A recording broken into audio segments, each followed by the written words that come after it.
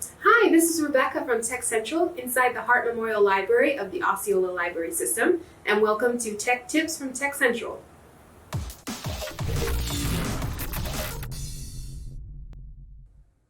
Welcome back to another installment of Sewing Tips. In this video, we are going to go over just a few of the most common stitches you can probably find on your sewing machine. As always, make sure to consult your sewing machine's manual. First, we will start with the obvious basic straight stitch. This is the regular stitch used for almost all projects. When sewing seams, you will want to use an average length setting of 2 or 3.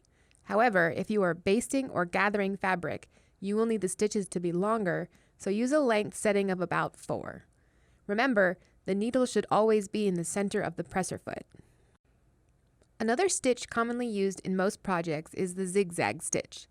This stitch stops the ends from fraying. For this, you will want a longer, wider stitch setting. It also helps when sewing a stretchy fabric, like knits, so the fabric can stretch without breaking the stitches. You can use the zigzag stitch for edges, seams, and hems on these kinds of fabrics. It is also used when sewing on elastic for the same reason.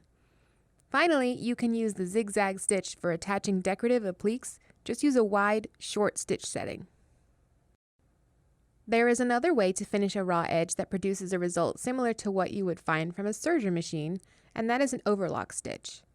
The main difference being that a serger trims the edge of the fabric for you, but with this stitch, you will have to do that yourself right before you begin sewing. If your sewing machine offers this stitch, then it probably also came with the separate presser foot needed. An extremely useful stitch is the blind hem stitch. This is exactly what it sounds like. It hems your pants, dresses, or skirts with a nearly invisible stitch. The trick is to use a thread that matches the fabric perfectly. This stitch leaves tiny little stitches spaced out along the right side of the fabric that are almost invisible to the eye when you match up the colors just right. Finally, most sewing machines come with various decorative stitches. Again, these are exactly what they sound like, purely decorative. They are most commonly used in quilting, as well as adding extra special details to projects.